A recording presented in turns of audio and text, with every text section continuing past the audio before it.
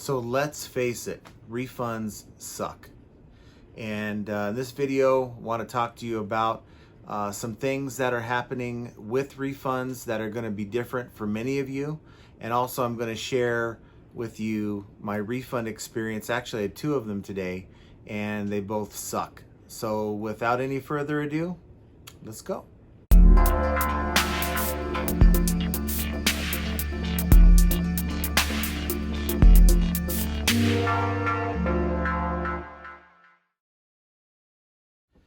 So coming up later this month, Managed Payments. And Managed Payments is going to change the way you deal with your refunds. What do I mean? Well, if you have PayPal and you run into a problem with eBay processing a refund, you can always go to PayPal and process that refund and bypass the eBay system altogether, and your customer is going to be taken care of.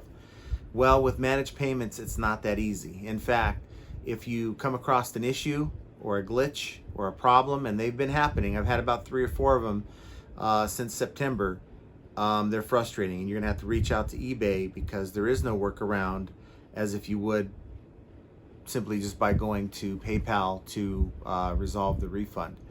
So that's a big difference that you're going to have to deal with. Now, I found out, and I'm gonna have a video about this tomorrow or the next day, I found out that with Managed Payments, there are some things that I'm just learning about. Not everyone is being invited to join Managed Payments. One thing you have to consider about Managed Payments is you do not have much control over your money.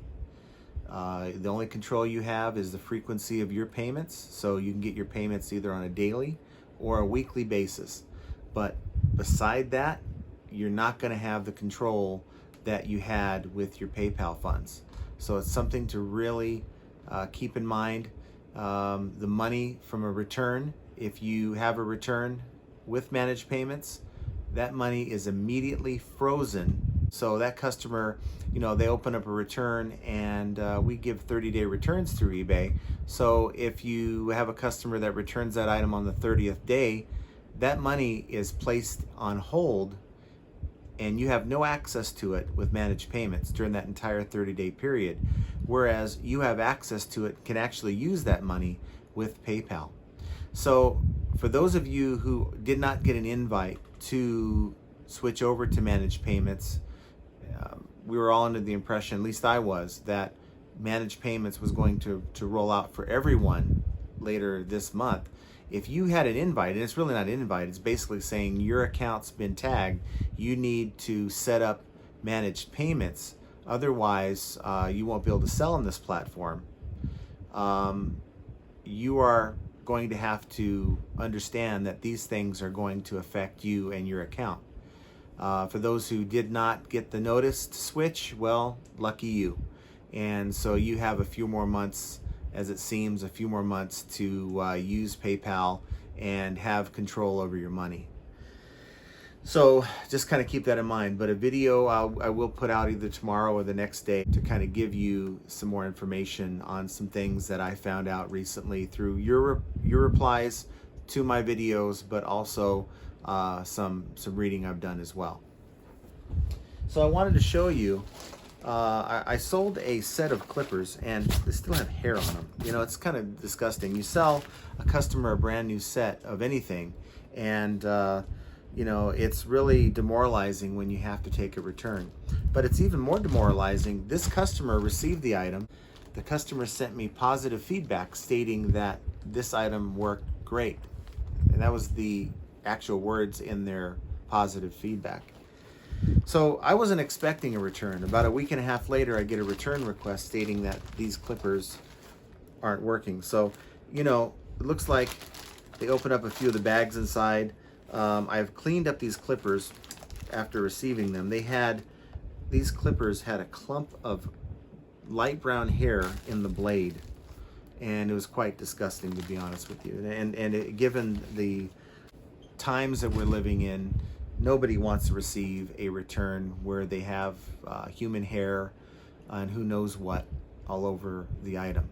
So carefully had to clean and disinfect that because I wanted to test the item, not on myself, but just to see if the item actually turns on And it appeared by looking at it that the blade, and anyone who deals with health and beauty or these kind of items with the hair clippers will know that you have an adjustable blade that you can even buy a replacement for. Looks like someone had been messing with that, and there's a torque that takes like a Phillips screwdriver on the side that has also been altered and can definitely affect the ability to properly use clippers. And so that's what happened here, and I suspect that these work just fine based on what I was able to do to get these to appear like they work. I'm not going to test them on myself. I'm not sure what I'm going to do at this point. Probably just can them.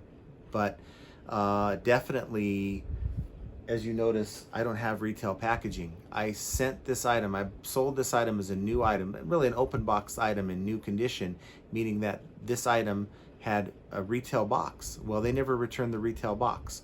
So even if they sent it back perfect condition, I cannot sell this set as a brand new item because it doesn't have the box. Maybe open box items sold without the original packaging, that kind of thing, in new condition, maybe, but I'm definitely not going to get the same price as someone selling the same item with the retail box. It's just not going to happen.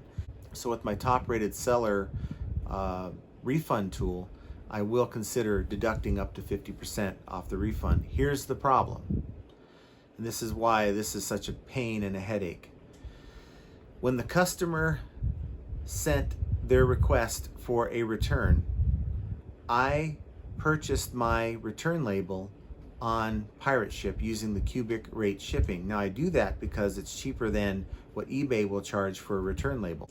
I know that the item is going to have the same dimensions and it should have the same weight. It should be about the same price as what I paid for my label, okay? And in this case, it turned out to be like $3 cheaper with the cubic rate. So I uploaded that label, and I made the mistake of uploading the wrong tracking number. I uploaded the original tracking number that was used to ship it to them. So what happens? The eBay system sees it's already been delivered and it's expecting me to process a refund, but I don't have the item. So I put in for a callback with eBay and didn't get one for hours after that request was made. And that's what's going to happen right now because of all the managed payment questions people have. They can't take all the calls. And so it's going to be hours. Even it told me 45 minutes when I put the request in. I didn't get it for like 5 or 6 hours later. And I spoke to the rep, and she put a hold. She actually opened a case. Now the problem with opening a case, for those of you who don't know, if you have a return that is opened and either side opens a case, and in this case the case had to be opened because of the fact that there was a problem with the tracking number, that totally wipes out your ability to do anything on your end for the refund, okay? So a case is now opened in my situation because they weren't able to, apparently they're not able to update the tracking information. So they told me I just needed to wait, and they put a hold on the case until today. So I get the item in the mail, and of course this guy sends me a message stating that where's my refund kind of thing. You should already have the item back by now. And so I put in a request for eBay to call me back yet again because I wasn't able to go on and process that return. And speaking to 2 different reps after an hour and a half, still have no refund to the customer. And they told me to call back tomorrow if it doesn't update to allow me to perform the refund. So we'll see. I'm not optimistic, but see, these are the things that you're going to have to deal with, that if I had a PayPal account, I would just go in right now and give them the refund. But because I don't have the PayPal account, I have managed payments. This is what you may be dealing with if you have a sale that doesn't go quite the way you want to. Let's say you make a mistake like I did, or there's other scenarios. Like I had a scenario a few months back. I sent a return label to the customer. Actually, it was an eBay return label, right? And this person wasn't able to figure out how to get that label to print. So guess what? A case was opened against me. And it, like I said, whenever a case is opened against you and a return has already been opened, you cannot process that return. And so you have to rely on eBay to step in, and it usually takes about 3 or 4 people before you get the right person who knows how to handle that return. It's a nightmare. And so these are some things you have to consider that you may be encountering in the very near future. Oh, before I go, I wanted to show you, I got another return today. This return was kind of different in that they bought this item. They stated that they had an issue with the volume. It was very low. They could hardly hear the sound from it. And I replied back and kind of explained to them that this is not a Bluetooth speaker. It is for a baby, and it doesn't get very loud. It's a white noise machine. And so it's one of these kind of things, and it's for little babies. You put it in their crib, and it plays either like an ocean sound or a wind sound to get them to go to sleep. And so I wasn't expecting this item to be returned to me because I received no reply to my reply to them.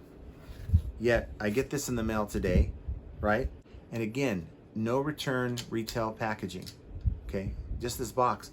They were nice enough to give me some paper towels, okay? And so,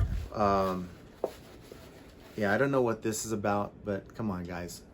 You don't return an item using paper towels. I mean, it doesn't look like they've been used, but come on. Is this the best you can do? And so this is an issue. Again, I tested this item, and it gets rather loud. And I don't know what they were complaining about, why they returned it. Another thing to consider is customers, they will buy your item, and let's say someone gifts them a better model, or they maybe come across something that's a little bit better in their eyes. They will say what they have to say to get that return because they're going to keep the newer, better, nicer model. And I think that's kind of what happened here. Yet I get no return packaging. So this is like a $20 item. I can't get $10 for this. So we're probably going to have an adjustment on that refund. And when I go and refund that. Now, the way I'm going to refund this, because no return case was actually made, I'm going to go in and I'm just going to go and offer a refund. With managed payments, you can go into eBay and click on send refund, and you can adjust whatever amount and put the reason why you're doing it. And so that's what I'm going to do. So yeah, refunds stink. And anytime I get that return request, you know, that comes across my eBay app, I get a sinking feeling in my stomach. I hate it. And I'm sure many of you do as well. Do you guys have any stories that you'd like to share? Any experiences like mine? Any headaches you've had with managed payments? Please leave those stories down below. I'd love to read what you have to say. If you found any of this information useful, please consider hitting and smashing that like button, and also consider subscribing to my channel. Plan on having another video here the next day or two to kind of give you a final update about managed payments. I know in 2 days, today's the 13th when I'm recording this video, in 2 days you're required to have all your managed payment information set in the system with eBay for those of you who received an invite. And don't allow that to time out. Stay on top of it, but I'll talk to you more in a couple days about that. So I want to thank you for watching my video, and have a great rest of your day.